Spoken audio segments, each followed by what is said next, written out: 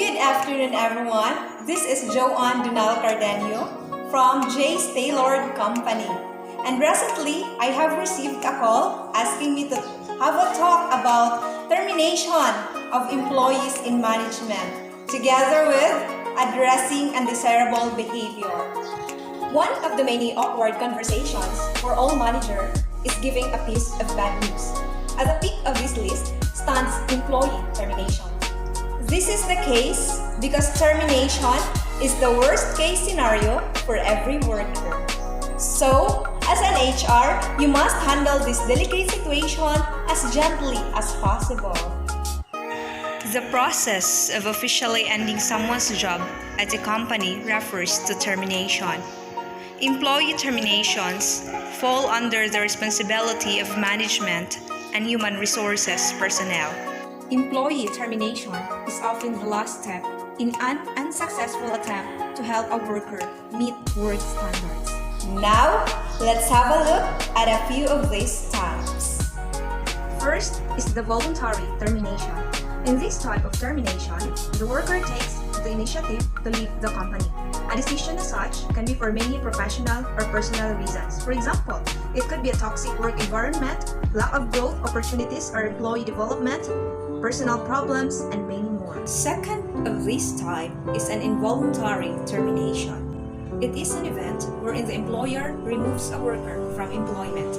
It can be for low performance, employee behavior, violation of company rules, and many more. It is also the result of an employee disciplinary action. Third is employment at will. It dictates that an employer can fire a worker anywhere at any place without any reason.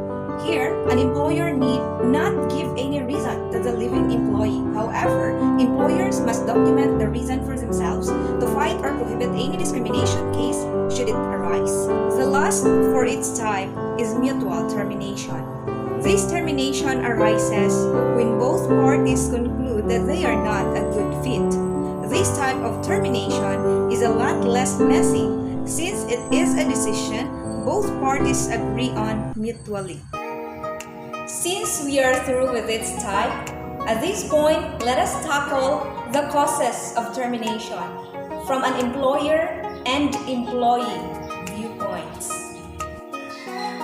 From an employer viewpoint, we have here low performance, followed by violation of company rules, employee disciplinary action, harassment, which includes mental, physical, and emotional, lack of cooperation and progressive discipline, and lastly is leaking information to competition. And for the viewpoint of employees, here are the reasons.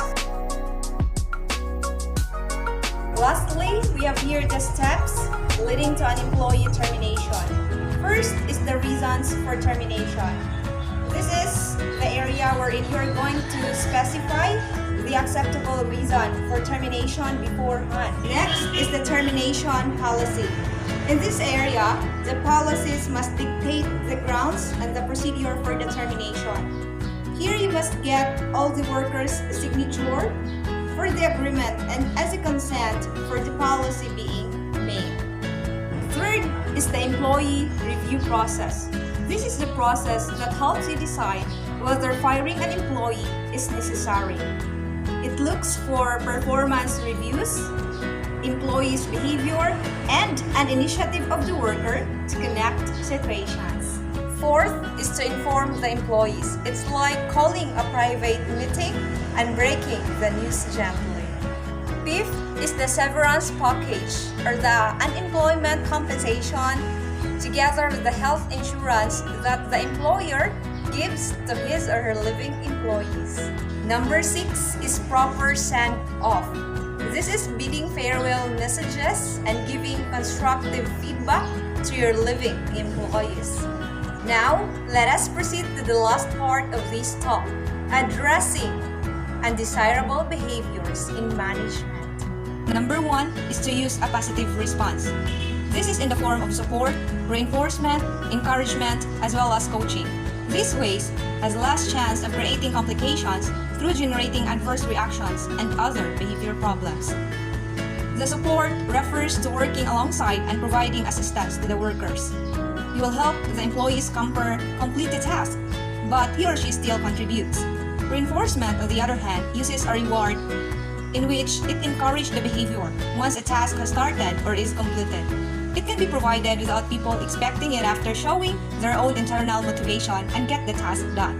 Encouragement is an appropriate behavior through providing the word encouragement during or after the behavior.